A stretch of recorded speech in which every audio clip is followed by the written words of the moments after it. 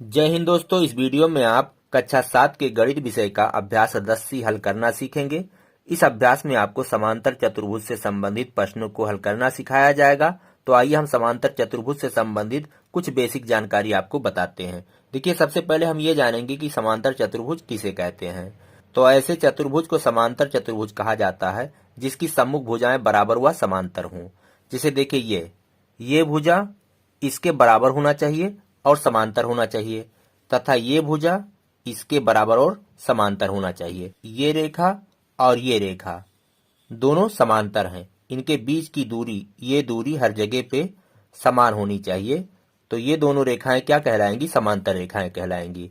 तो यहाँ पे क्या है शर्त कि सम्मुख भुजाएं बराबर व समांतर होनी चाहिए। तो ऐसा चतुर्भुज जिसकी सम्मुख भुजाएं बराबर व समांतर हो उसे समांतर चतुर्भुज कहते हैं।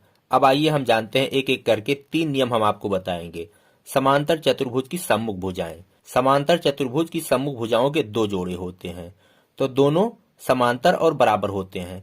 अब जैसे ए बी, चलिए पहले वाले का हम उत्तर लिख रहे हैं। ए बी जो है, भुजा ए बी वो किसके बराबर होगा? डी सी के। उसी तरह ए डी और बी सी आपस में बराबर होंगे। ए डी बराबर होगा बी सी, और साथ ही ये दोनों समांतर भी होंगे।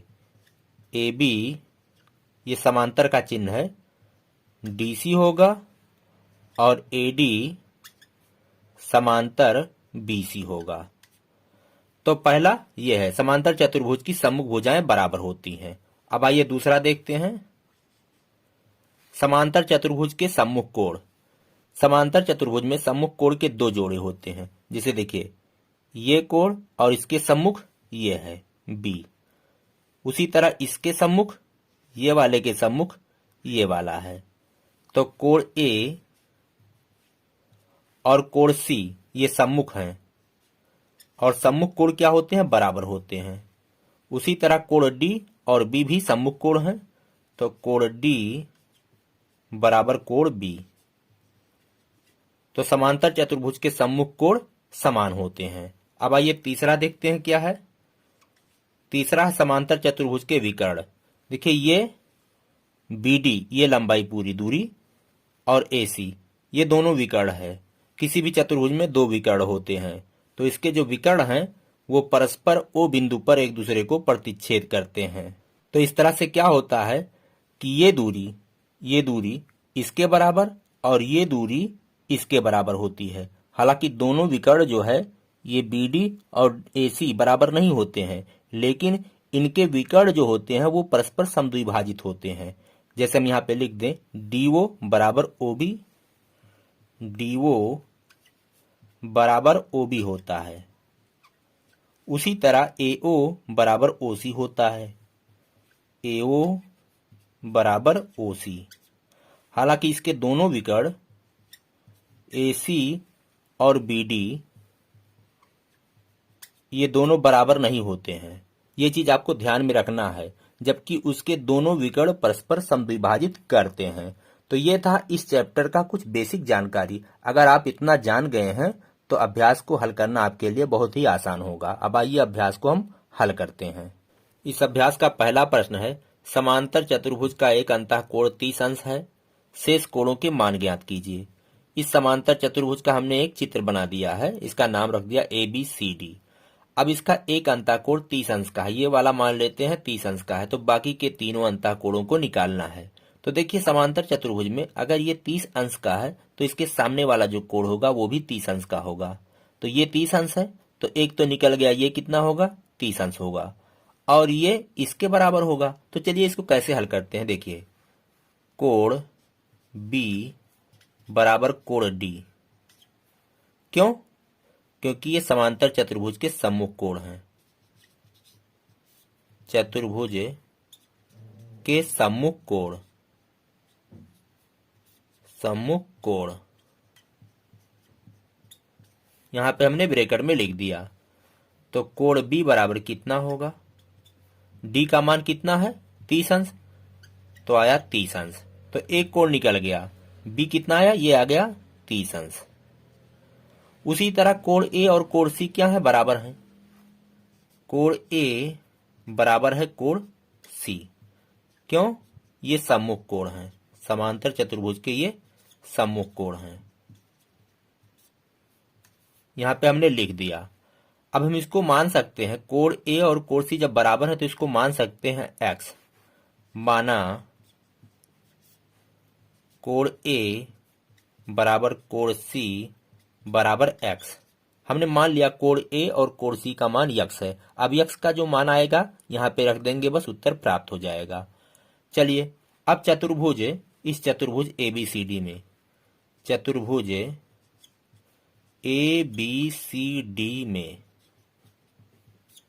चारों कोणों का योग किया जाए, कोण ए प्लस कोण बी प्लस कोण सी प्लस कोण डी, तो योगफल कितना आएगा? 360 अंश आएगा।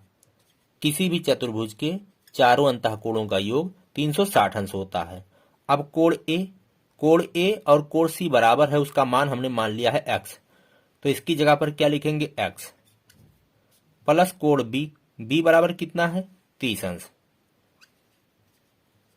प्लस कोण सी बराबर हमने माना है एक्स, प्लस कोण डी, तो कोण डी 30 अंश दिया था, बराबर के इधर 360 अंश। यक्स और यक्स 2 यक्स हो गए, 30 अंश और 30 अंश हो गए 60 अंश, बराबर के उधर 360 अंश। अब इस 60 को इधर लाएंगे तो 2 यक्स बराबर 360 अंश माइनस 60 अंश हो जाएगा। जब ये इधर जाएगा तो प्लस से माइनस हो जाएगा, तो 2 यक्स बराबर 360 में से 60 गए तो आएगा 300 अंश। तो यक्स बराबर कितना हो जाएगा? 300 अंश बटे 2। 300 को 2 से भाग करेंगे तो आएगा 150 अंश। तो इस तरह से कोण ए और कोण सी का मान भी प्राप्त हो चुका है।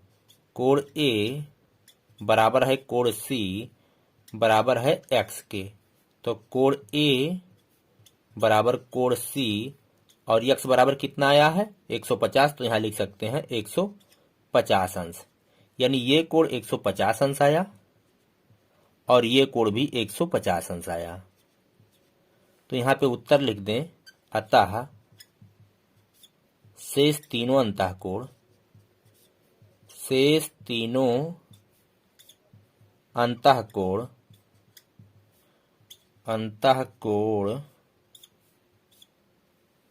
30 अंश 150 अंश 150 अंश हैं। 30 अंश 150 अंश और 150 अंश हैं। तो ये पहला प्रश्न का उत्तर है दोस्तों। अब आइए हम अगला प्रश्न हल करते हैं। दूसरा प्रश्न है, समांतर चतुर्भुज की किसी भुजा पर बने कोणों में 40 अंश का अंतर है, प्रत्येक कोण का मान ज्ञात कीजिए। इस समांतर चतुर्भुज की किसी भुजा पर दो कोण जो हैं उनका अंतर 40 अंश दिया गया है। तो चलिए इस वाली भुजा पर मैं मान लेता हूं ये दोनों जो कोण हैं इनका अंतर 40 अंश है। तो चलिए प्रश्नानुसार कोण ए माइनस कोण डी ये बराबर कितना दिया गया है? 40 अंश। इसको समीकरण 1 मान लेते हैं। ये प्रश्न में दिया गया है, परंतु यहाँ चतुर्भुज में ये और ये भुजा समांतर हैं, क्योंकि ये समांतर चतुर्भुज की सम्मुख भुजाएं हैं और ये तिर्यक रेखा है। तो इस तरह से ये कोण और ये कोण का योग किया जाएगा तो 180 अंश आएगा। ये एकांतर अंतःकोण है। देखिए ये और ये समांतर और ये तिर्यक रेखा है, तो तिर्यक रेखा के एक ही ओर बने अंतःकोणों का योग 180 अंश का होता है। तो हम यहाँ लिख सकते हैं, चूंकि ए बी समांतर क्या है? डीसी, डीसी और तिर्यक रेखा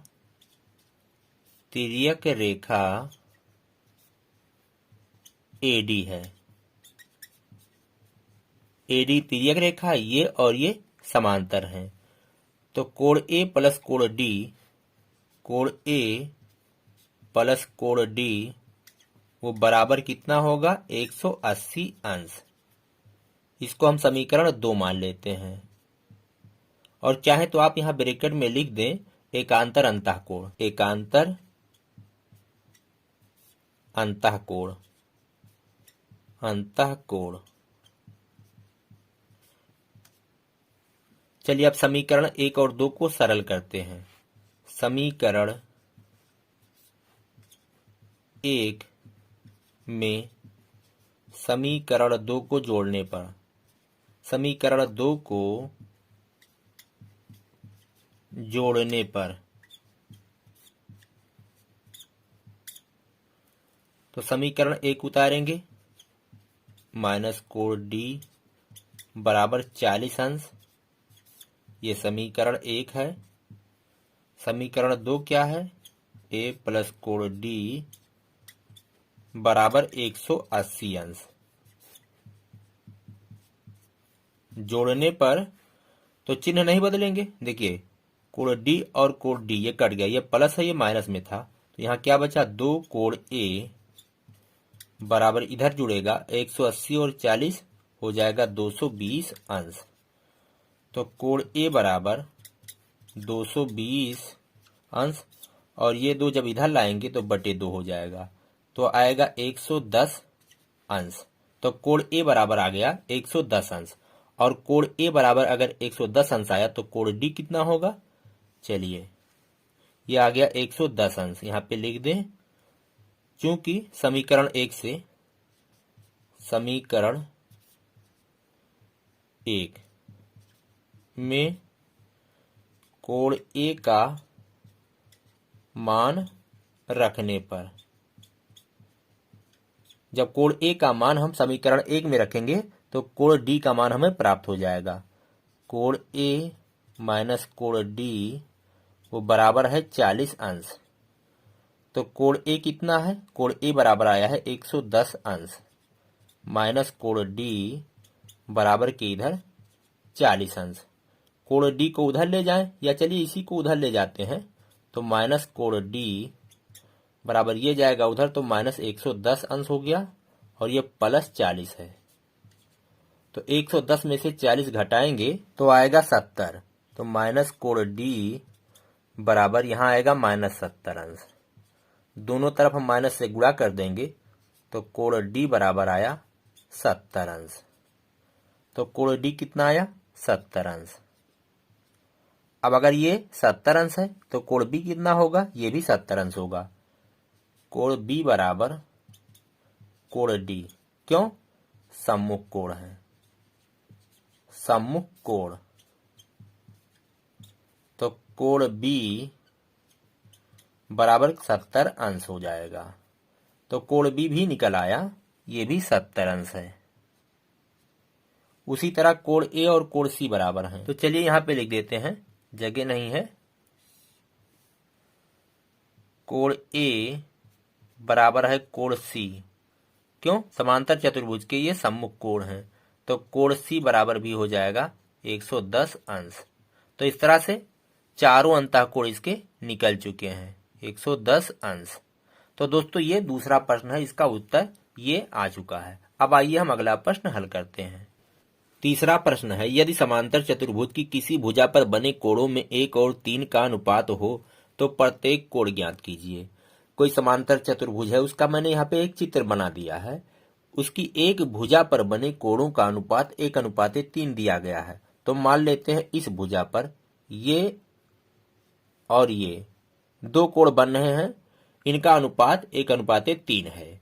तो चलिए यहाँ पे लिखते हैं, माना कोण ए अनुपाते कोण डी बराबर 1:3।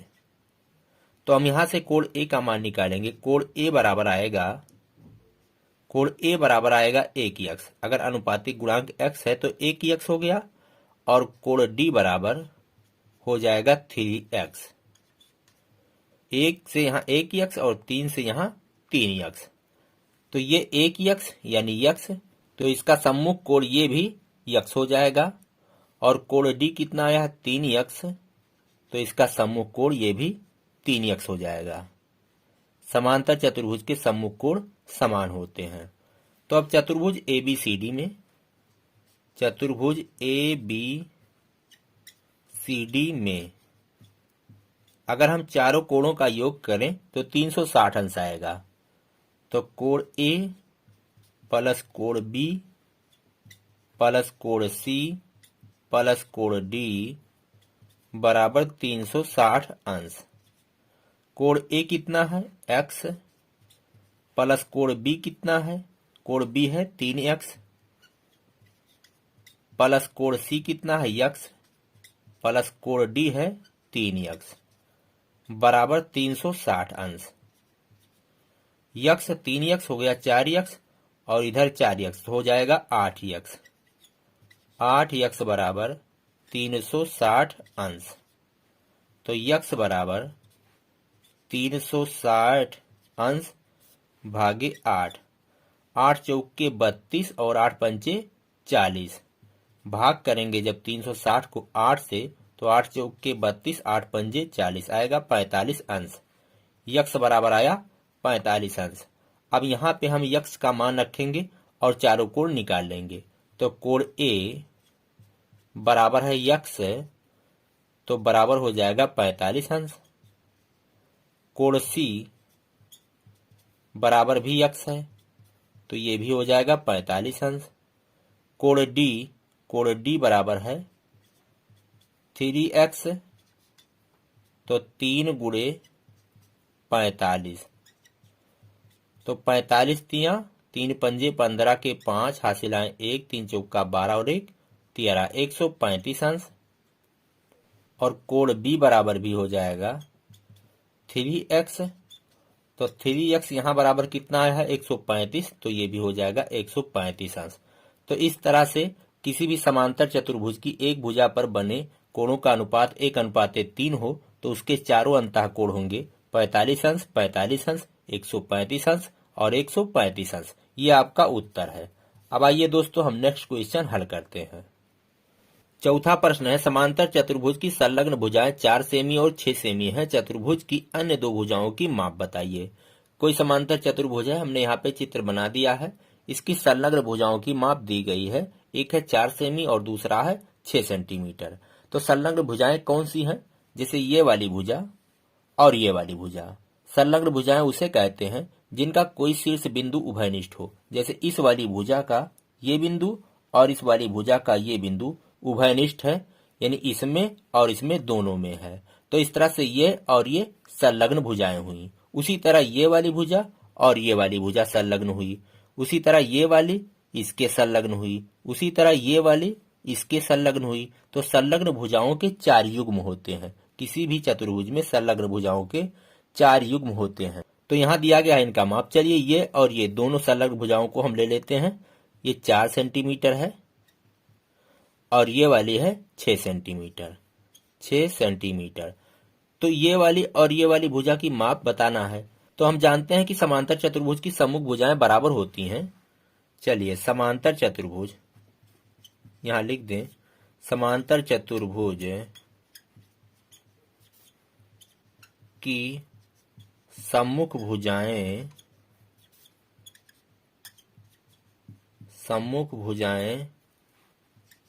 समान होती हैं। इसलिए अन्य जो दो भुजाएं हैं वो भी अन्य दो भुजाएं 4 सेंटीमीटर और 6 सेंटीमीटर माप की होंगी।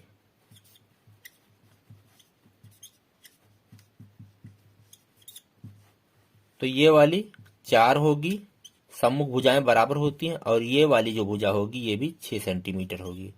तो ये दोस्तों आपका उत्तर है। इसी तरह से आपको लिख देना है। अब आइए हम अगला प्रश्न हल करते हैं। 5वां प्रश्न है, समांतर चतुर्भुज की संलग्न भुजाएं 8 सेमी और 6 सेमी है। कोई समांतर चतुर्भुज है, उसको हमने यहाँ पे चित्र बना दिया ABCD। एक समांतर चतुर्भुज है। इसकी दो संलग्न जो भुजाएं हैं 8 सेमी और 6 सेमी है। चलिए ये वाली भुजा और ये वाली भुजा, चलिए मान लेते हैं ये 8 सेमी है और इसकी संलग्न ये वाली जो भुजा है उसको मान लेते हैं 6 सेंटीमीटर है। तो समांतर चतुर्भुज है तो ये भुजा इसके बराबर होती है तो ये भी 8 सेंटीमीटर होगी, 8 सेंटीमीटर, और इसके बराबर ये होती है तो ये कितना होगी, ये भी 6 सेंटीमीटर होगी। कह रहा है चतुर्भुज का परिमाप ज्ञात कीजिए। तो चतुर्भुज का परिमाप, चतुर्भुज का परिमाप, परिमाप का मतलब क्या होता है, उसके चारों ओर का माप। तो चतुर्भुज में 4 भुजाएं होती है, चारों भुजाओं का हम योग कर देंगे तो कितना हो जाएगा, 8 + 6 + 8 + 6, चारों भुजाओं का योग, 8 6 14 और ये भी हो जाएगा 14 तो हो जाएगा 28 सेंटीमीटर। तो इस तरह से चतुर्भुज का जो परिमाप आएगा वो आएगा 28 सेंटीमीटर। ये उत्तर है। छठा प्रश्न है, समांतर चतुर्भुज की 2 संलग्न भुजाओं का अनुपात 1:2 है। यदि इसका परिमाप 30 सेंटीमीटर हो तो प्रत्येक भुजा की माप ज्ञात कीजिए। तो इसकी 2 भुजाओं का अनुपात दिया गया है, 2 संलग्न भुजाओं का। तो चलिए हम इस वाली भुजा और इस वाली भुजा का अनुपात मान लेते हैं 1:2 है। तो AD अनुपाते DC, AD अनुपाते DC वो बराबर है 1:2। तो हम यहां से निकालेंगे AD बराबर 1x और DC बराबर आ जाएगा 2x, DC बराबर 2x। यहाँ 1:2 से हमने ये निकाल लिया। अगर इसका अनुपातिक गुणांक x मानेंगे तो AD बराबर आया 1x यानी x और DC बराबर है 2x। तो ये x है तो ये भी x होगा और ये 2x है तो ये भी 2x होगा।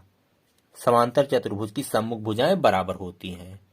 अब आइए देखिए क्या चीज और दिया गया है। इसका परिमाप दिया गया है 30 सेंटीमीटर। चतुर्भुज का परिमाप, चतुर्भुज, उस चतुर्भुज का हमने नाम मान लिया है ABCD। यहाँ नाम नहीं दिया गया था लेकिन चलिए हमने उसको मान लिया है, इसी तरह से मान करके हम यहाँ पे लगा देंगे। ABCD का परिमाप कितना है, 30 सेंटीमीटर, 30 सेंटीमीटर। और हम परिमाप खुद निकालेंगे तो परिमाप का मतलब चारों भुजाओं का योग। तो इसका योग करेंगे तो एक है 2x प्लस ये वाला x, ये 2x और ये x plus 2x plus x, चारों भुजाओं का योग किया गया बराबर के इधर 30 सेंटीमीटर। मात्र छोड़ दे रहे हैं, अभी बाद में लिख लेंगे। 2x और 1x 3x, 2 5 और 1 6x, 6x बराबर 30, 6 पंजे 30 आएगा 5। ऐसे हम काट सकते हैं। x बराबर आया 5 और x क्या है, लंबाई है तो आएगा सेंटीमीटर। अब चलिए हम यहाँ पे x का मान रख करके इसकी चारों भुजाएं निकाल ले रहे हैं।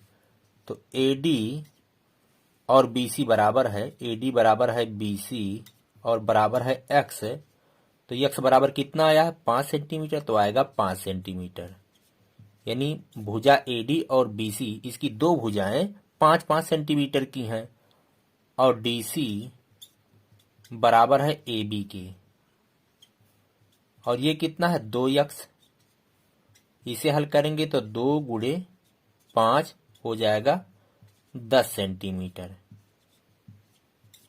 तो इसकी 2 और भुजाएं जो हैं वो 10-10 सेंटीमीटर की हैं। यानी 2 भुजाएं 5-5 सेंटीमीटर की और 2 भुजाएं 10-10 सेंटीमीटर की हैं। तो ये दोस्तों उत्तर है। अब आइए हम अगला क्वेश्चन हल करते हैं।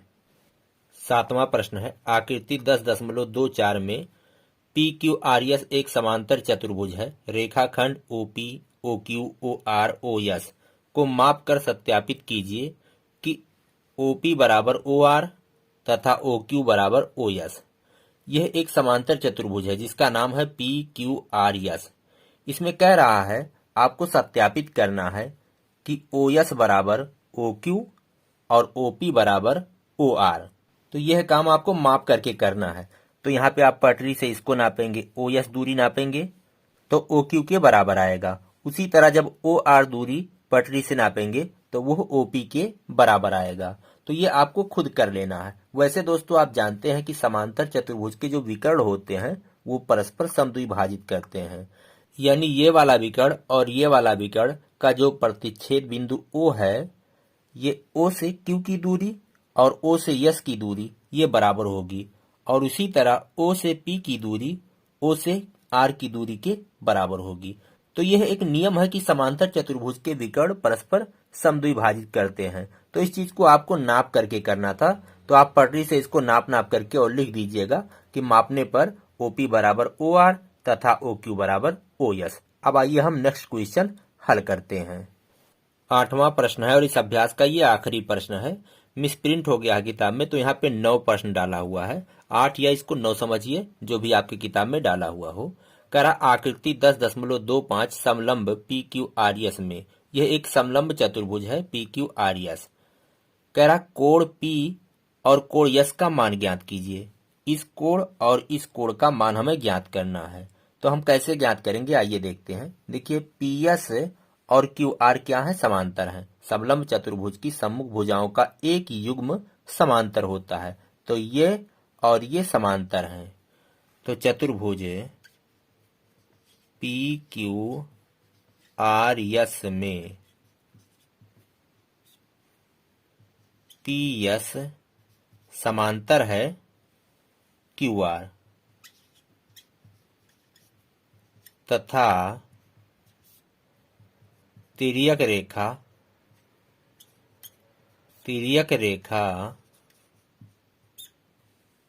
ये वाली रेखा और ये वाली क्या है, तिर्यक रेखा है। तिर्यक रेखा SR और PQ है। SR और PQ है। तो ये और ये तिर्यक रेखा है, जबकि यह और ये समांतर है। तो हमने एक नियम पढ़ा है कोण से संबंधित कि दो रेखाएं अगर समांतर हों और उन्हें कोई तिर्यक रेखा काटती है, तो तिर्यक रेखा के एक ही तरफ इस तरफ बने अंतःकोण, इनका अगर योग किया जाए तो वह 180 अंश होगा। इधर इसका योग करेंगे तो ये इसका 180 और इसका करेंगे तो 180 अंश होगा। तो उसी तरह यहाँ पे अगर हम Q का P का योग करें, Q और P का योग करें तो 180 अंश आएगा, और यहाँ पे R का S का योग करेंगे तो 180 अंश आएगा। तो चलिए हम यहाँ पे लिख सकते हैं कोण P प्लस कोण Q, कोण P प्लस कोण Q बराबर 180 अंश। उसी तरह कोण S और कोण R का योग करेंगे तो ये भी 180 अंश आएगा। कोण S प्लस कोण R बराबर आएगा 180 अंश। ये क्यों हम लिखे हैं इतना प्लस इतना बराबर 180 अंश? ये दोनों जो हमने लिखा है यह है एकांतर अंतःकोण, एकांतर अंतःकोण, अंतःकोण। तो कोण P प्लस कोण Q से हम कोण P निकाल रहे हैं। कोण P प्लस कोण Q बराबर 180 अंश। तो कोण P बराबर Q का मान कितना है, Q बराबर है 40 अंश, बराबर इधर 180 अंश। इसको उधर ले जाएंगे तो कोण P बराबर 180 अंश माइनस 40 अंश, तो आ जाएगा 140 अंश। तो कोण P का मान कितना आया, 140 अंश। तो एक उत्तर आपका आ चुका है। अब कोण S हम कहाँ से निकालेंगे, यहाँ से निकालेंगे। कोण P हमने यहाँ से निकाला है, कोण S हम यहाँ से निकालेंगे। चूंकि कोण S प्लस कोण R बराबर 180 अंश, तो कोण S प्लस कोण R कितना है 60, बराबर 180 अंश, ये भी अंश है। इसको उधर ले जाएंगे तो कोण S बराबर 180 अंश माइनस 60 अंश, ये इधर जाएगा तो माइनस हो जाएगा। तो 180 में से 60 घटाएंगे तो आएगा 120 अंश। तो कोण S आया आपका 120 अंश और कोण P आया था आपका 140 अंश। तो दोस्तों ये दोनों उत्तर हैं। इसी के साथ ही अभ्यास खत्म होता है। मेरा ये वीडियो आपको कैसा लगा, आपको अगर पसंद आया हो तो आप लाइक करिए, शेयर करिए, हमारे चैनल ज्ञान का सागर को सब्सक्राइब करिए। हम मिलेंगे आपसे अगले वीडियो में। इसी के साथ कहते हैं जय हिंद, जय भारत।